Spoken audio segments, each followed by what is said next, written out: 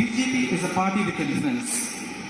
It's the only party where the party workers can reach a level of high standard in terms of position, from a local panchayat member to the dignified position of Prime Minister, and it happens only through the work and dedication. I hereby request Nataji for your inspiring words from the dais to all the Karyakartas.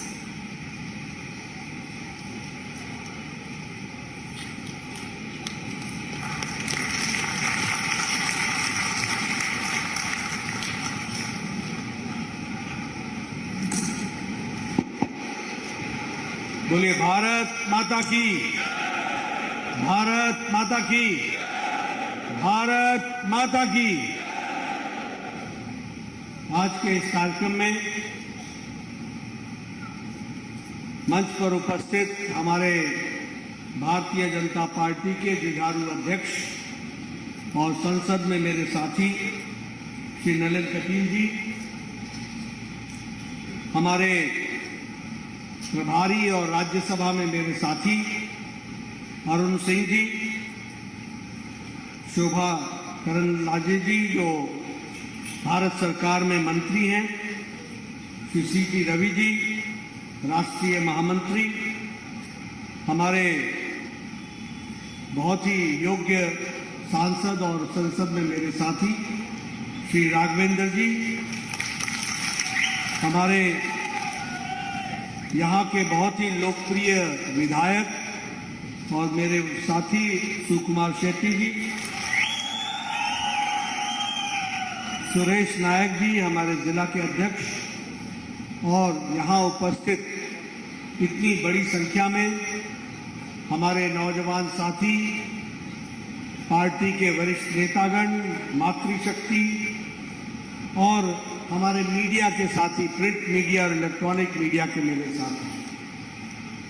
इतनी गर्मी में, इतनी धूप में, इतने दोपहर में इतनी बड़ी संख्या में आप सब आए हैं, यह अपने आप में इस बात को बताता है कि कर्नाटक के आने वाले चुनाव में आपने अपना मन भी बना लिया है और अपना दिशा और दृष्टि भी तय करनी है।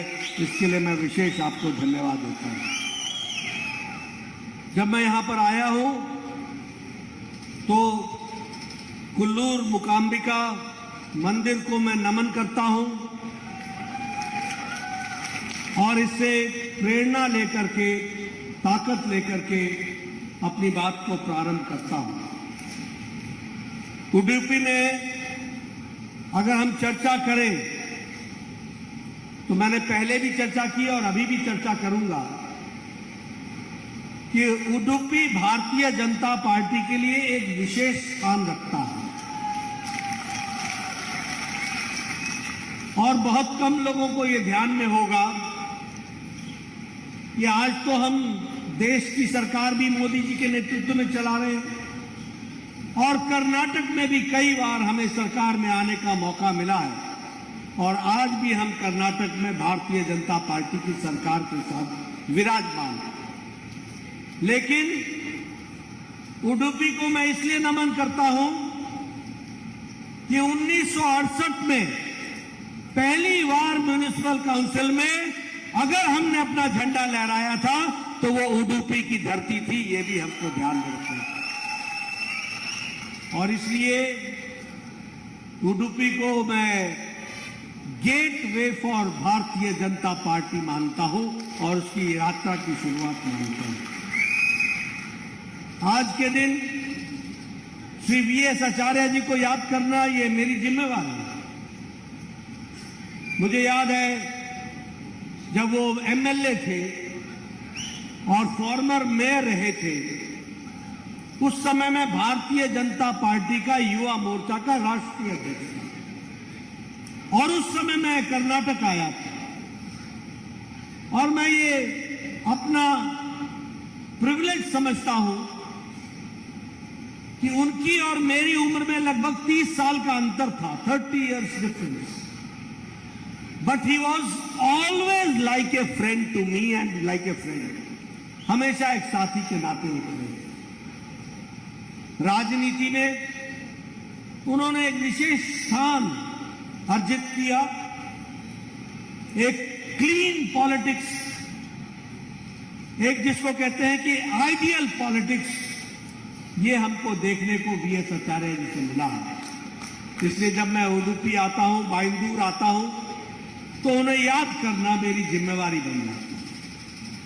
और यही आज एजी कोडकी जी को भी याद करना, यह भी मेरी जिम्मेवारी बनती है। ऐसे वरिष्ठ नेता जिन्होंने पार्टी के लिए सब कुछ किया, यह हम सबका सौभाग्य है कि हम सब लोगों को ऐसे नेतृत्व को मिलने का मौका मिला है।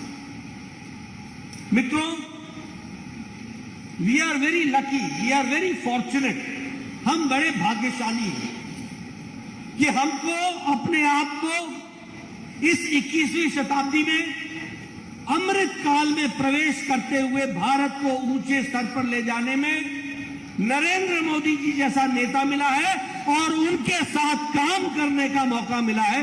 ये हम सबका सौभाग्य है। मैं ज्यादातर लोगों को देख रहा हूं, सबकी उम्र कोई 40 साल, 45 साल, 50 साल, यही उम्र में देख रहा हूं। आप सब लोगों ने 2047 देखना है। You all have to see 2047. And I can say with confidence that when you will see 2047, India will be at the top of it and you will be the part and parcel of it. Bharat शिखर पर होगा और आप उसकी शिखर पर पहुंचाने में एक बहुत बड़ा योगदान करने वाले हैं। ये मैं देख सकता हूं और ये मैं विश्वास के साथ कह सकता हूं। इसलिए we are very lucky, we are very fortunate. आज देखिए कैसे देश बदल गया है। हमारे कांग्रेसी भाई, मेरे को सुकुमार शेट्टी जी बेचारे कांग्रेस से दुखी हो रहे थे। शेट्टी साहब, दुखी नहीं होना, दीनहीन लोग दीनहीन ही होते हैं।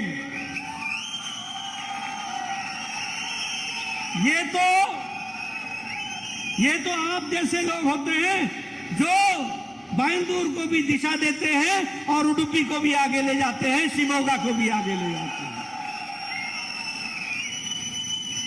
लेकिन मैं देख रहा था कि आप डिस्टर्ब हो रहे थे। कांग्रेस ने ये कहा, कांग्रेस ने वो कहा, और छाती ठोक के आप बता रहे थे कि मैंने ये किया, मैंने ये किया, मैंने ये किया। मैं सुन रहा था राघवेंद्र जी को, राघवेंद्र जी भी बता रहे थे कि क्या क्या काम उन्होंने किया। मैं एक ही बात कह सकता हूं कि भारतीय जनता पार्टी का नेता ही ये कह सकता है कि जो कहा था वो किया है, जो कहेंगे वो करके देंगे। ये ताकत हमारे लिए। आप बताइए, मैं छोटी सी बात बताता हूं। आजकल आप जो बाइडेन की तस्वीर देखते हैं कि नहीं देखते हैं टेलीविजन पर? आप देखते हैं कि नहीं देखते हैं कि अभी तक मास्क लगा हुआ है उसके चेहरे पर? He is not without mask. Why? Because in America vaccination has been done only 76%. Because in Europe vaccination has been done only 67%. और यहां मैं देख रहा हूं किसी के मुंह में मास्क नहीं है, no mask, all sitting very close to each other without mask. Why? Because Modi ji has given us 220 crore double dose with booster and सुरक्षा कवच पहनाया है। बोलो, पहनाया है कि नहीं पहनाया है? पहनाया है कि नहीं पहनाया है? और ये जो आपके केरला से एमपी है, क्या नाम उनका, थरूर साहब, वो बोलते थे we are not pigmies, we are not guinea pigs. Clinical trial नहीं हुआ है, ऐसे में इंजेक्शन लगाना खतरे से खाली नहीं है। आपको गुमराह करते थे। बड़े बड़े चीफ मिनिस्टर बोलते थे ये मोदी टीका है, ये मोदी टीका है। मैं उनसे पूछता था कैसा लगा मोदी टीका? आ गया ठीक, स्वास्थ्य ठीक है? ये वो लोग हैं जो आपको गुमराह करते थे और अपने चुपके चुपके जाके टीका लगा लेते थे, ये ऐसे नेता हैं, ये भी आपको ध्यान में रखना चाहिए। मैं कई बार चर्चा करता हूं, अभी नलिन कटील जी भी चर्चा कन्नड़ में कर रहे थे, मैं सुन रहा हूं यूक्रेन वॉर के बारे में। कौन सा ऐसा प्रधानमंत्री हुआ जिसने कभी युद्ध रुकवा करके अपने लोगों को शांति से निकालने का काम किया? कौन सा ऐसा नेता है? लेकिन हम गौरव के साथ कह सकते हैं, prime minister Modi had a talk with Putin at one time, prime minister Modi had a talk with Zelensky at the other time, and both together stopped the war, and 22,500 Indian students came back safely to India. That you have to understand. And out of this 22,500, 600 were from Karnataka. We have to realize. Karnataka से मेरे बच्चे, ये स्थिति आकर के खड़ी हुई। आप देखिए, आज मैं बात करना चाहता हूं, एक समय में ये सिद्धारमैया के टाइम में, बोलो बिजली मिलती थी क्या? मिलती थी क्या? उसकी खुद की बिजली चलती थी, लेकिन कर्नाटक अंधेरे में रहता था। पावर कट, आपने उनका ऐसा पावर कट किया, ऐसा पावर कट किया, आगे भी ऐसा ही पावर कट रखना उनका।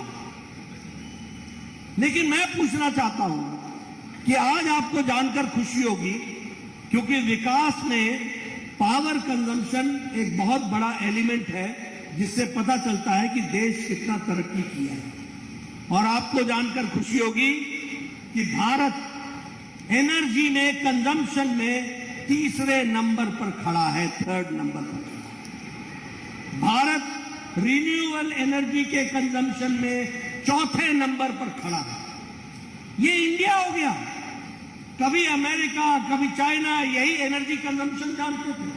आज भारत तीसरे नंबर पर खड़ा है एनर्जी कंजम्पशन में, और चौथे नंबर पर खड़ा है रिन्यूएबल एनर्जी कंजम्पशन में। और गांव-गांव में without fail, without cut 24 hours power supply has been given, and that too has been done in Karnataka. This I would like to share with you. This has been done during the Yediyurappa regime. This has been done during Bomai's regime. ये है फर्क जिसको हमको समझना है। अभी आपने digital transaction की बात सुनी होगी, आपसे मैं शेयर करना चाहता हूं। Digital transaction in 2013 and 14 was 3% in the country. 3%।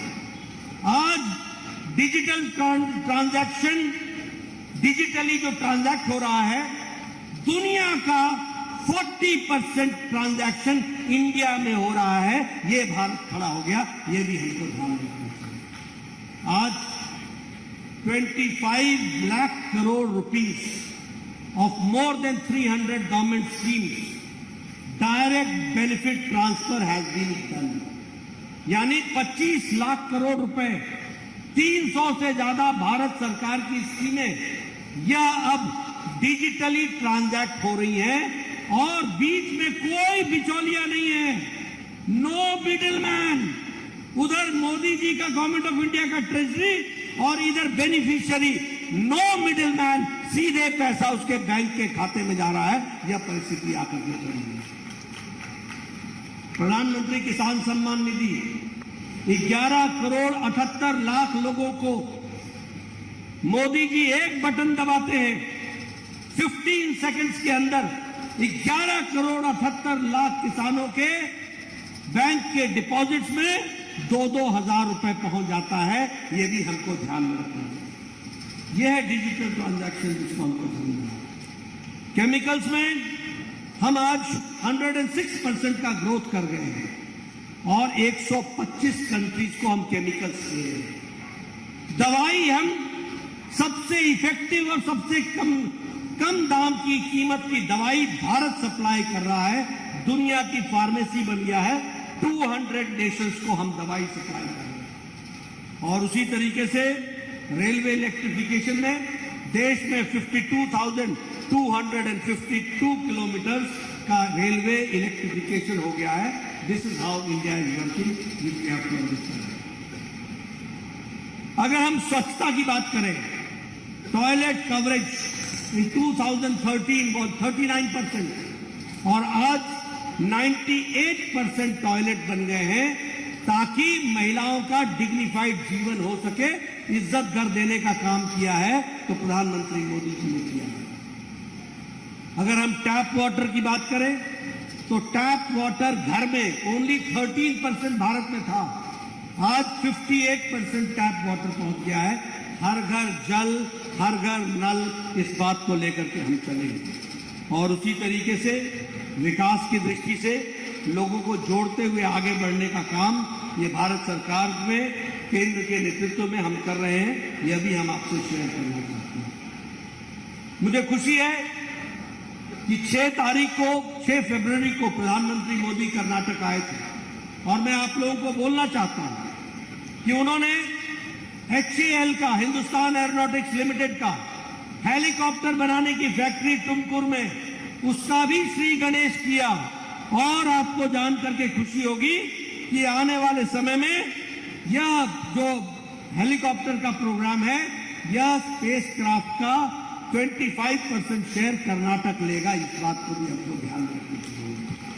और उसी तरीके से industrial corridor Tumkur industrial area project में बन रहा है, इसके लिए भी प्रधानमंत्री मोदी जी ने 6 फरवरी को उसका शिलान्यास किया। आपका जो टर्मिनल है केम्पेगौड़ा एयरपोर्ट का 5000 करोड़ रुपीस खर्च करके वह भी बना है और नाथ प्रभु केम्पेगौड़ा जी का जो स्टैचू है वह भी, उसको भी अनवेल करने का काम प्रधानमंत्री मोदी जी ने किया। वह भी आप सबको ध्यान में। मैं आपको बताना चाहता हूं मित्रों, इस बार के कर्नाटक के यूनियन बजट में 37,257 करोड़ देने का काम कर्नाटक को यूनियन गवर्नमेंट ने इस साल के बजट में किया है, जो पिछले साल से 5,000 करोड़ रुपए ज्यादा है। वो भी हमको ध्यान रखना। और उसी तरीके से अपर भद्र प्रोजेक्ट को नेशनल प्रोजेक्ट बनाने के लिए और 5,300 करोड़ रुपीस का जो अलॉटमेंट किया है, वो भी हम सबको ध्यान में। ग्लोबल इन्वेस्टर्स मीट में कर्नाटक ने 9 करोड़ रुपए का इन्वेस्टमेंट पाया है और Karnataka is number 1 in foreign direct investment. इसके लिए मैं आपको बधाई देना चाहता हूं कि कर्नाटक नंबर 1 पर फॉरेन डायरेक्ट इन्वेस्टमेंट में खड़ा है। जैसा मैंने कहा कि एयरक्राफ्ट में, एयर स्पेस क्राफ्ट सेक्टर में Karnataka 25% of the share Karnataka का है और 70% जो डिफेंस एयरक्राफ्ट बन रहा है वह बनाने में 70% योगदान कर्नाटक का है। यह भी आपको ध्यान में रखना चाहिए, यह भी आपको आगे बताना चाहिए। मित्रों, विकास की दृष्टि से कई योजनाओं को लेकर के हमारी बोम्मई सरकार और येडियुरप्पा सरकार ने कर्नाटक को आगे बढ़ाया है। चाहे फार्मर्स की बात हो, चाहे महिला सशक्तिकरण की बात हो, चाहे दलितों की बात हो, चाहे हमारे ट्राइबल भाइयों की बात हो, चाहे किसानों की बात हो, चाहे हमारे युवाओं की बात हो, हर वर्ग के लिए काम करने का काम हमारे येडियुरप्पा जी की सरकार और बोम्मई जी की सरकार ने कर्नाटक की धरती पर किया है और उसको आगे बढ़ाने का काम, may it be fisheries, may it be other sectors, हर जगह हम एम्पावरमेंट करने के लिए, लोगों को जोड़ने के लिए आगे बढ़े हैं। चाहे स्वच्छता अभियान हो, उज्ज्वला हो, सौभाग्य योजना हो, स्वच्छता अभियान हो, सारे अभियान में महिलाओं के सशक्तिकरण, किसानों का सशक्तिकरण, प्रधानमंत्री गरीब कल्याण अन्न योजना का सशक्तिकरण, ये सारी चीजों को करने का काम किया है। सबसे बड़ी बात यह है कि आयुष्मान भारत, जिसको कर्नाटक ने भी आगे बढ़ाने का काम किया है और कर्नाटक ने उसमें आयुष्मान भारत को बढ़ाने का काम किया है। ये यूनिवर्सल हेल्थ कवरेज यह कर्नाटक में हेल्थ इंडिकेटर्स को इंप्रूव करने में और गरीब को हेल्थ कवर मिलने में एक बहुत बड़ा योगदान है, उसको भी हमको ध्यान में रखना चाहिए। मित्रों, मैं ये सारी बातें तो आपके सामने कर रहा हूं, लेकिन मैं आपको यह भी बताना चाहता हूं, जिसके बारे में नलिन कटील जी ने भी चर्चा की, मैं आपको उसमें सिर्फ अपने आप को जोड़ना चाहता हूं। आगे आने वाले समय में चुनाव और चुनाव की दृष्टि से मैं एक बात आपको निवेदन कर देना चाहता हूं कि ये भारतीय जनता पार्टी ही है जिसके नेतृत्व में कर्नाटक आगे बढ़ा है और कर्नाटक आगे बढ़ेगा और विकास की ओर अग्रसर होगा, इस बात को मैं गारंटी के साथ कहता हूं। हाँ, मैं यह भी कहना चाहता हूं, मैं सिद्धारमैया जी के बारे में, डीके शिव कुमार के बारे में कोई व्यक्तिगत टिप्पणी नहीं करना चाहता, लेकिन मैं कांग्रेस का मूल स्वभाव आपके सामने रख देना चाहता हूं। What is there primary character? The primary character of Congress is division, corruption, commission, non-performance, making people betray of their rights. यह बेसिक काम है कांग्रेस का। समाज को विभाजित करो, तोड़ो। आप बताइए, पीएफआई के हजारों केस हुए कि नहीं हुए? लगभग 1600 लोगों को पीएफआई और Karnataka forum for dignity activist को छोड़ने का काम, उनको रिलीज करने का काम, जो लोग लॉ एंड ऑर्डर को अपने हाथ में ले रहे थे, जो एंटी नेशनल एक्टिविटी कर रहे थे, उनके केसेस को विड्रॉ करने का काम, 175 cases have been withdrawn by Siddaramaiah government and 1600 people of PFI and KFD have been released. Why? क्यों? इसलिए कि समाज में शांति नहीं रहे, समाज अशांत हो जाए। There should be division. There is vote bank politics. There is a politics of convenience. इनको राज नहीं करना है, इनको देश को आगे नहीं बढ़ाना है, इनको कर्नाटक को आगे नहीं बढ़ाना है। कर्नाटक की शांति को भंग करने का काम, ये साजिश अगर किसी ने रची है, तो my serious charges, Siddharamaiah is responsible for it and Siddharamaiah is squarely responsible for it. ये इनका काम। आप बताइए, लोकायुक्त को क्यों हटाया गया? What is the logic behind? What is the rationale behind? Can Siddharamaiah answer my question? No, he cannot answer my question. Because they are deep indulged in corruption. They are deep immersed in corruption. They are part and parcel of commission and corruption. चोर चोर मौसरे भाई, कहां से आएगी लोकायुक्त तुम्हारे राज्य में? ये लोकायुक्त रहेगा और मजबूत रहेगा तो ये बीजेपी के राज में रहेगा। इस बात को भी हमको समझना चाहिए, ये भी हमको। इसलिए मित्रों, division of the people, division of society, corruption, incompetence, non-governance, divide and rule, all these are the basic traits of Congress party. And I am giving a very responsible statement. I am ready to substantiate my statement. मैं अपने statement को substantiate करने के लिए तैयार हूं, लेकिन क्या ऐसे लोगों को रहने देना है? क्या रहने देना है? क्या मैं सुनना चाहता हूं, ऐसे लोगों की सरकार चाहिए क्या? ऐसे लोगों की सरकार चाहिए क्या? इधर से सुनना चाहता हूं, ऐसे लोगों की सरकार चाहिए क्या?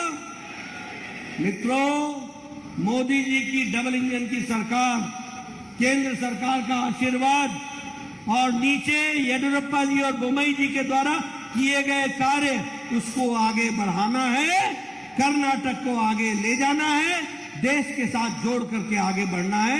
यही निवेदन करने में आया हूं। आप मेरी बात को जरूर याद रखिएगा। इन्हीं शब्दों के साथ बहुत बहुत धन्यवाद। जय भारत, जय कर्नाटक।